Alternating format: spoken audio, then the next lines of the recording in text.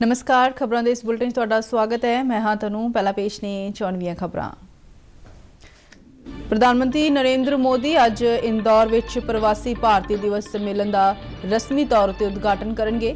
अपने ट्वीट सुनेहे विच कहा कि उस सम्मेलन विच हिस्सा लैण लई बहुत उत्सुक ने।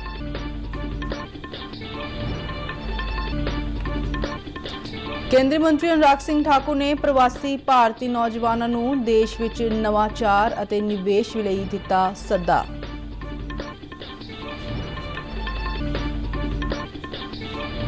देश के 242 जिलों में प्रधानमंत्री राष्ट्रीय सिखलाई मेलिਆਂ का आयोजन अज। पंजाब सरकार अनुसार सूबे के छप्पड़ां के नवीनीकरण का काम जंगी पद्धर ते जारी।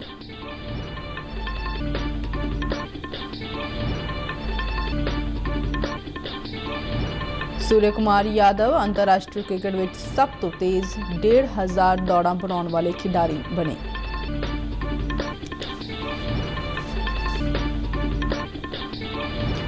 पंजाब समेत उत्तरी भारत में संघनी धुंध और शीत लहर का प्रकोप जारी। रेल, सड़की ते हवाई सेवावां प्रभावित।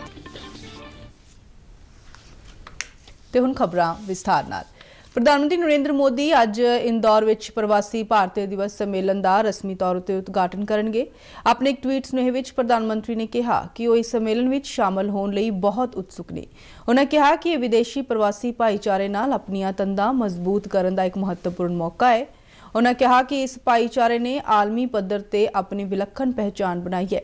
उन्होंने कहा कि अपने इस ट्वीट स्नेह नाल प्रवासी भारतीय दिवस संबंधी एक वीडियो भी साझी की।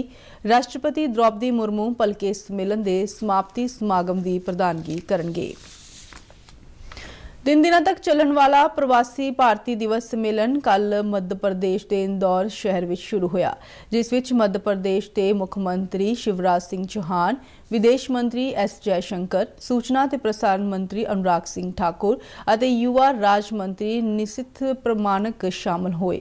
केंद्रीय सूचना ते प्रसारण मंत्री अनुराग सिंह ठाकुर ने इजलास नूं संबोधन करदिआं कहा कि भारतीय मूल दे हुनरमंद दिमागां ने दुनिया भर दे टैक पावर हाउसां विच अपने हुनर नाल भूमिका निभाई है। उन्होंने कहा कि भारत के नौजवानों ने पिछले 8 वरियां विच भारत नूं तीजा सब तो वड्डा स्टार्टअप मिशन बनाउण दा काम कीता है। भारत के युवाओं ने ही पिछले 8 वर्षों में भारत को दुनिया का तीसरा सबसे बड़ा स्टार्टअप नेशन बनाने का काम भी किया है। 80,000 से ज्यादा स्टार्टअप्स भारत में हो गए हैं। जहां दुनिया कोविड से लड़ रही थी, भारत के युवा अपनी स्टार्टअप्स को यूनिकॉर्न का दर्जा देने का काम कर रहे थे।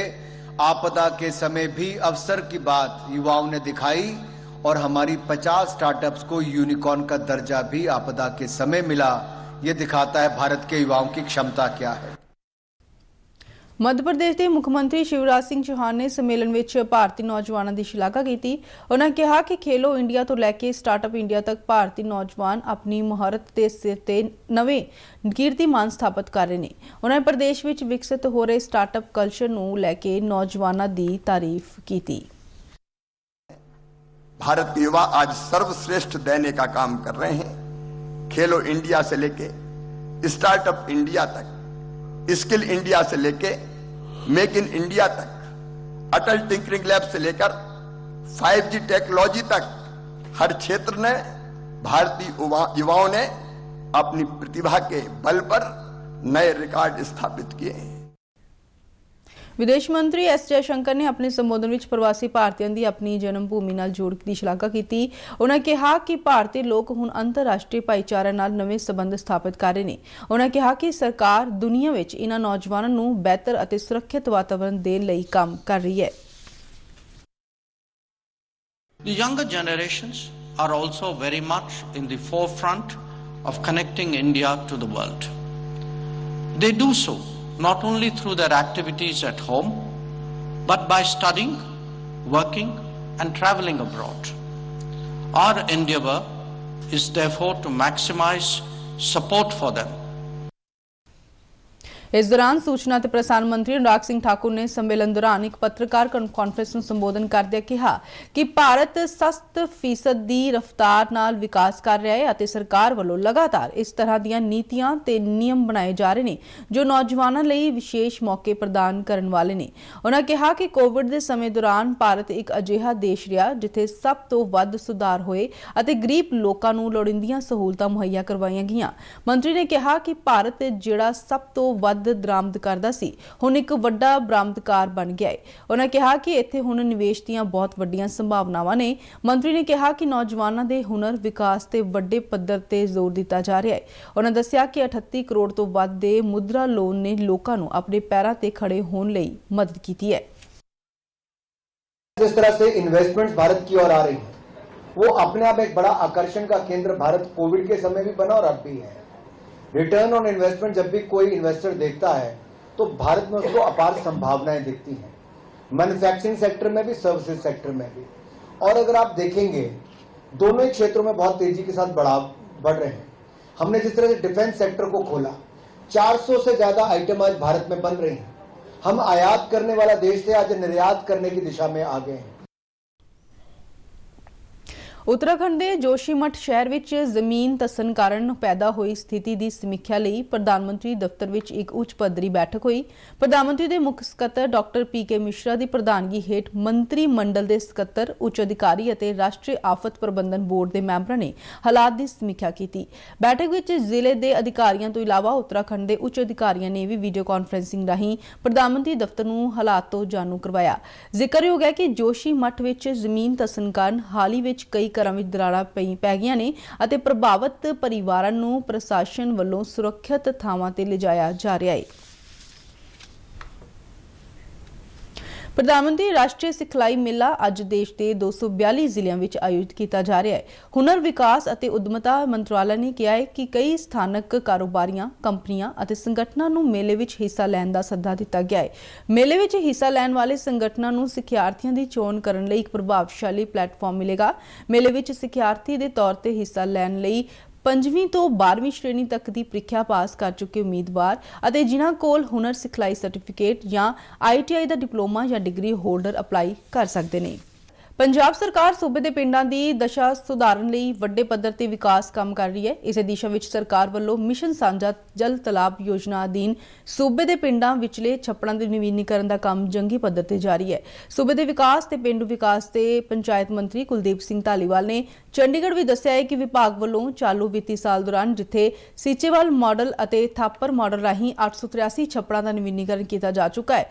उत्थे ही मनरेगा स्कीम तहत मिशन साझा जल तालाब अधीन पुराने जल तालाबां का नवीनीकरण जंगी पद्धर ते किया जा रहा है। उन्होंने दस्सिया कि इस योजना अधीन सूबे अंदर 1862 तालाबां की पहचान की गई है, जिन्हां विचों 1026 तालाबां के नवीनीकरण का काम शुरू हो गया है। उन्होंने दस्सिया कि 504 छप्पड़ां का काम मुकम्मल हो चुका है और 522 थावां ते काम प्रगति अधीन है। उन्होंने कहा कि इस योजना अधीन सूबे के हर एक जिले में 150 छप्पड़ां के नवीनीकरण का टीचा रखा गया है। उन्होंने दस्सिया कि योजना तहत लिआंदे गए तालाबां के आले दुआले निम, बरगर अते पीपल वर्गे दरख्त लगा के वातावरण नूं हरिया भरिया बनाउण दा टीचा भी पूरा किया जा रहा है।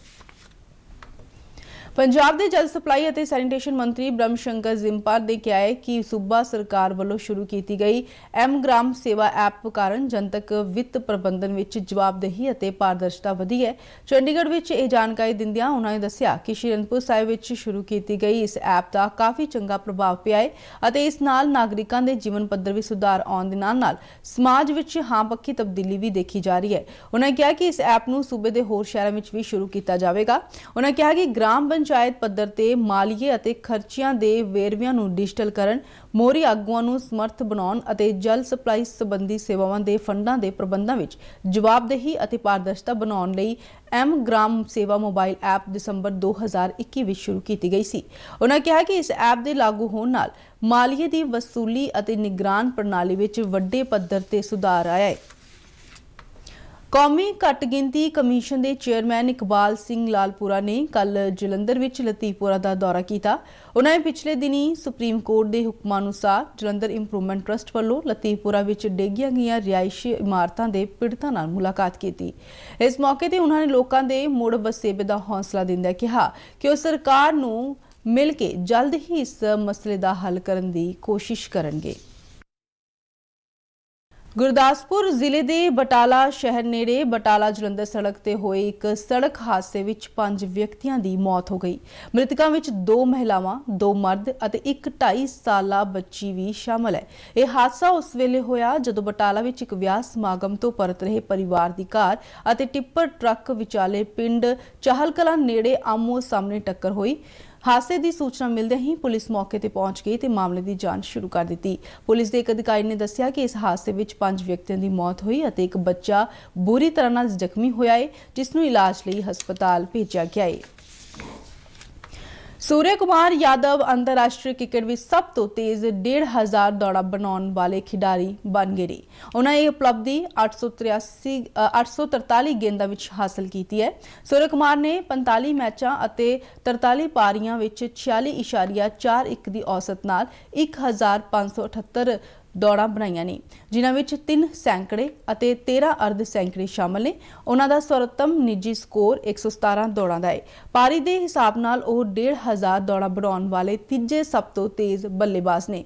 विराट कोहली, लोकेश राहुल, आस्ट्रेलिया दे एरन फिंच और पाकिस्तान दे कैप्टन बाबर आजम ने 39 पारियां विच 1500 दौड़ा बनाईयां ने।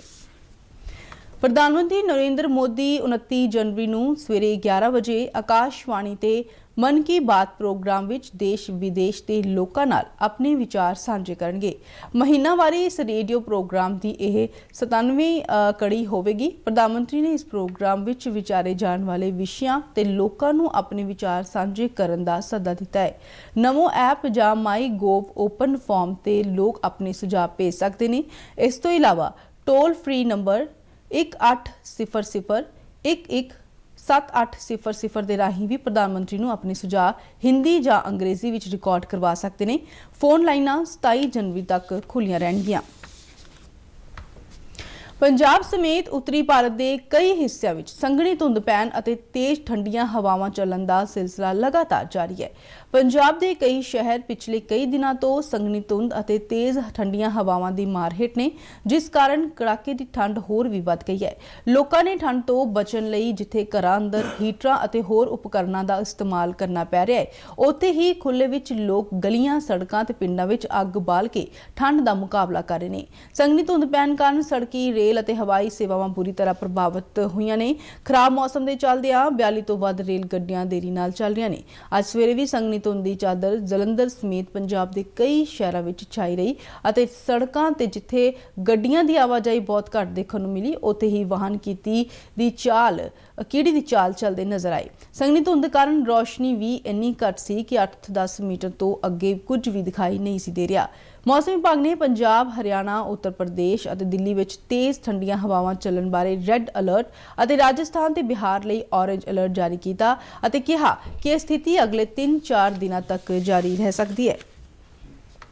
ਖਬਰਾਂ ਦੇ ਬੁਲਟਨ ਸਾਡੇ ਦਰਸ਼ਕ RNU DDK ਜਲੰਧਰ ਦੇ YouTube ਚੈਨਲ, Facebook ਪੇਜ ਅਤੇ Twitter ਹੈਂਡਲ ਤੇ ਵੀ ਦੇਖ ਸਕਦੇ ਨੇ। ਬੁਲਟਨ ਦੇ ਆਖਿਰ ਵਿੱਚ 94ਵੀਆਂ ਖਬਰਾਂ ਇੱਕ ਵਾਰ ਫਿਰ ਤੋਂ। ਪ੍ਰਧਾਨ ਮੰਤਰੀ ਨਰਿੰਦਰ ਮੋਦੀ ਅੱਜ ਇੰਦੌਰ ਵਿੱਚ ਪ੍ਰਵਾਸੀ ਭਾਰਤੀ ਦਿਵਸ ਸੰਮੇਲਨ ਦਾ ਰਸਮੀ ਤੌਰ ਤੇ ਉਦਘਾਟਨ ਕਰਨਗੇ। ਆਪਣੇ ਟਵੀਟ ਸੁਨੇਹੇ ਵਿੱਚ ਕਿਹਾ ਕਿ ਉਹ ਸੰਮੇਲਨ ਵਿੱਚ ਹਿੱਸਾ ਲੈਣ ਲਈ ਬਹੁਤ ਉਤਸੁਕ ਨੇ। ਕੇਂਦਰੀ ਮੰਤਰੀ ਅਨੁਰਾਗ ਸਿੰਘ ਠਾਕੁਰ ਨੇ ਪ੍ਰਵਾਸੀ ਭਾਰਤੀ ਨੌਜਵਾਨਾਂ ਨੂੰ ਦੇਸ਼ ਵਿੱਚ ਨਵਾਚਾਰ ਅਤੇ ਨਿਵੇਸ਼ ਲਈ ਦਿੱਤਾ ਸੱਦਾ।